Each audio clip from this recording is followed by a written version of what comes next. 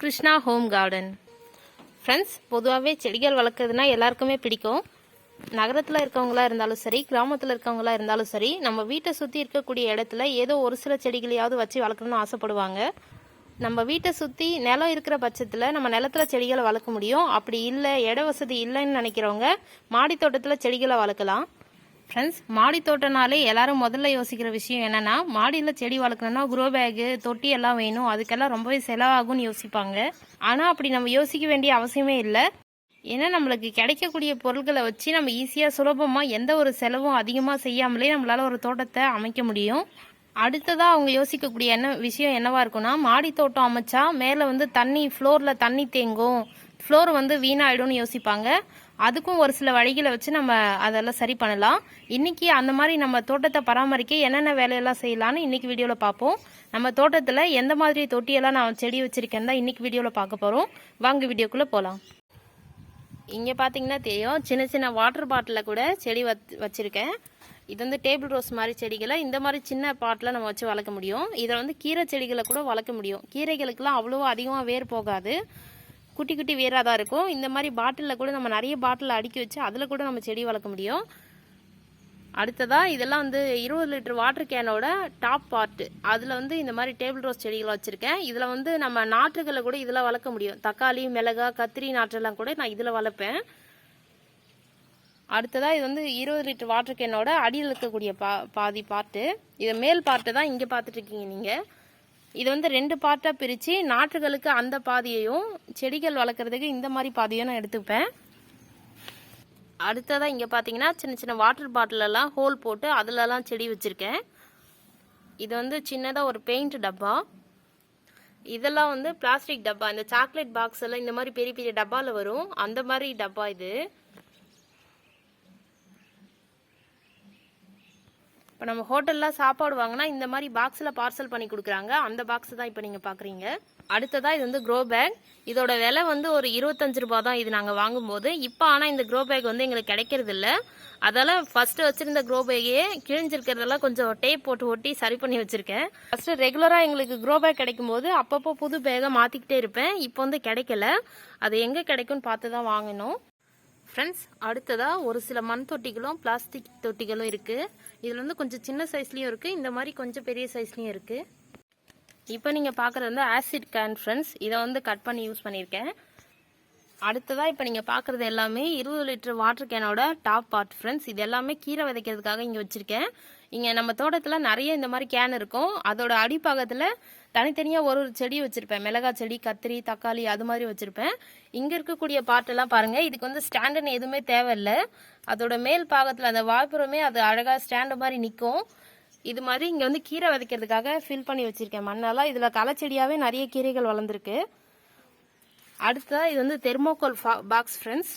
இதெல்லாம் ஒரு சில மோட்டர் பார்சல் பண்ணும்போது அது டேமேஜ் ஆகாமல் இருக்கிறதுக்காக இந்த மாதிரி பாக்ஸுக்குள்ளே வச்சு அனுப்புவாங்க. அந்த மாதிரி பாக்ஸு தான் இங்கே இருக்கிறது எல்லாமே.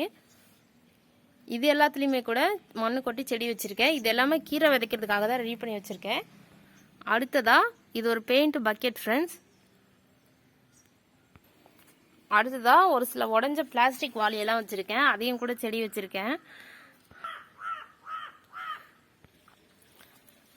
அடுத்ததாக இது காய்கறிகளை பெரிய லோடில் ரொம்ப தூரத்துக்கு ஏற்றி அனுப்பும்போது இந்த மாதிரி பாக்ஸில் கொட்டி ஏற்றுவாங்க. அது அடிப்படாமல் டேமேஜ் ஆகாமல் இருக்கணுங்கிறதுக்காக அந்த பாக்ஸ்லேயும் நான் இப்போ செடி வச்சுருக்கேன் ஃப்ரெண்ட்ஸ். இதில் சிறகு அவரை கொடி வளர்த்துருக்கேன். அடுத்ததாக இங்கே ஒரு பெரிய க்ரோ பேக்கில் வெற்றிலை வள்ளிக்கிழங்கு வச்சுருக்கேன், ஏர் பொட்டேட்டோ. இங்கே பார்த்தீங்கன்னா சில அரிசி சாக்கு, இப்போ நம்ம அரிசி வாங்குறோம் இல்லையா, 25 கிலோ அரிசியெல்லாம் வாங்குவோம், அந்த மாதிரி பேக்கில் மண்ணு கொட்டி செடி வச்சுருக்கேன். இப்போ இதையும் நம்ம க்ரோ பேக் மாதிரி யூஸ் பண்ணிக்கலாம் ஃப்ரெண்ட்ஸ். அங்கே ஒன்று பெரிய சாக்கு ஒன்று இருக்குது. இது மாதிரி சுலபமாக சிமெண்ட் சாக்கெல்லாம் நம்மளுக்கு ஈஸியாகவே கிடைக்கும். அதெல்லாம் கொஞ்சம் நல்லாவே உழைக்கும். நம்ம க்ரோ பேக் மாதிரியே அதை யூஸ் பண்ணிக்கலாம். இது மாதிரி பாட்டை தான் நம்ம தோட்டத்தில் நம்ம செடி வளர்க்குறதுக்காக யூஸ் பண்ணுறேன் ஃப்ரெண்ட்ஸ். இப்போ நம்ம செடிகளை பெரிய பெரிய செடிகளை வளர்க்குறதுக்கு யூஸ் பண்ணுற தொட்டிகள் எல்லாத்தையும் பார்த்தோம். இப்போ இதெல்லாம் நாற்றுகள் வளர்க்குறதுக்காக நான் பயன்படுத்துகிற சின்ன சின்ன கவர் ஃப்ரெண்ட்ஸ். இதெல்லாம் நம்ம சின்ன சின்ன க்ரோ பேக் மாதிரி இதை நம்ம யூஸ் பண்ணிக்கலாம். இதெல்லாம் நம்ம வீட்டுக்கு வாங்கிட்டு வர மசாலா, அந்த க்ரோசரிலாம் வாங்குறோம் இல்லையா, பருப்பு கவரு, அப்புறம் இப்போ மளிகை கடையில் எல்லா பொருட்களுமே இந்த மாதிரி பாக்கெட்டில் தான் வருது. அந்த மாதிரி வரக்கூடிய கவர் எல்லாத்தையும் நான் செடி வைக்கிறதுக்காக யூஸ் பண்ணியிருக்கேன். பாருங்கள் இங்கே அந்த மாதிரி நிறைய கவர் இருக்கும். இங்கே பார்த்தீங்கன்னா ஒரு உடஞ்சி போன ஜக்கில் கூட நான் ஒரு செடி வச்சுருக்கேன். இது மாதிரி நம்மளுக்கு வேஸ்ட்டாக இருக்கக்கூடிய பொருள் எல்லாத்துலேயுமே நம்ம செடி வைக்கிறதுக்காக யூஸ் பண்ணிக்கலாம். அது நம்மளோட க்ரியேட்டிவிட்டியை பொறுத்து தான் இருக்குது ஃப்ரெண்ட்ஸ். நம்ம எதில் வேணாலும் நம்ம செடி வைக்க முடியும். ஆனால் அதுக்கு ஏற்ற செடியை நம்ம அதில் வைக்கணும். ஏன்னா ரொம்ப பெரிய செடிகளை இந்த மாதிரி சின்ன பாட்டில் வச்சு நம்மளால் வளர்க்க முடியாது. இது மாதிரி டேபிள் ரோஸ் மாதிரி சின்ன சின்ன செடிகளை இந்த மாதிரி சின்ன சின்ன கப்பில் வச்சு வளர்க்க முடியும். ஃப்ரெண்ட்ஸ், அடுத்ததாக நீங்கள் பார்க்குறது நம்ம தோட்டத்தில் உடஞ்சி போன மண் தொட்டிகள். இது எல்லாமே நான் எதுக்காக எடுத்து வச்சுருக்கேன்னா, இது வந்து நம்ம செடியை பதியம் வைக்கிறதுக்காக நம்ம இதை யூஸ் பண்ணிக்கலாம்.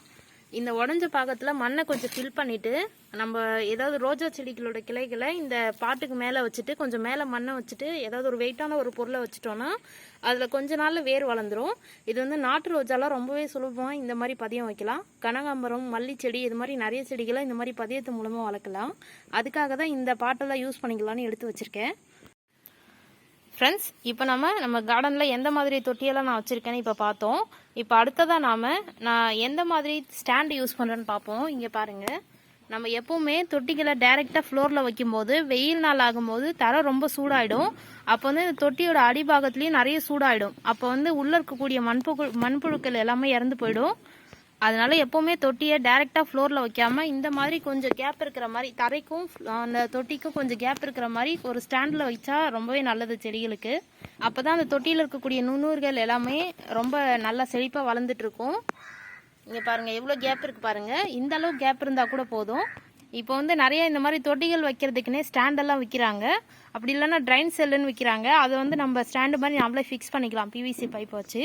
ஆனால் அதெல்லாம் வந்து கொஞ்சம் காஸ்ட்டு கூட இருக்கும். அதனால எனக்கு வந்து இது ஈஸியாக கிடைக்கும். இந்த பலகையெல்லாம் வீட்டில் வேஸ்ட்டாக இருந்தது, அதையெல்லாம் ஒரு கல் மேலே வச்சு இந்த மாதிரி ஸ்டாண்டு மாதிரி யூஸ் பண்ணியிருக்கேன். இதுக்கு வந்து தொட்டியோட அகலத்துக்கு இந்த பலகை பத்தலைனாலும் 2 பலகையை ஜாயின் பண்ணி வச்சு அது மேலே தொட்டியில் வச்சுருக்கேன். பாருங்கள், இந்த சைட்லேயும் அப்படி தான் இருக்கும் எல்லாமே.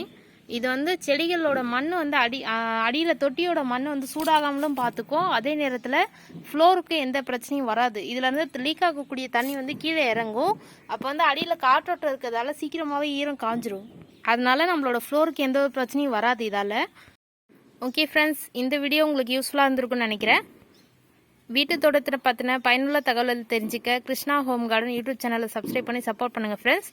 ஓகே ஃப்ரெண்ட்ஸ், இன்னொரு இன்ட்ரெஸ்டிங்கான வீடியோவில் பார்க்கலாம். தேங்க்யூ. தேங்க்ஸ் ஃபார் வாட்சிங்.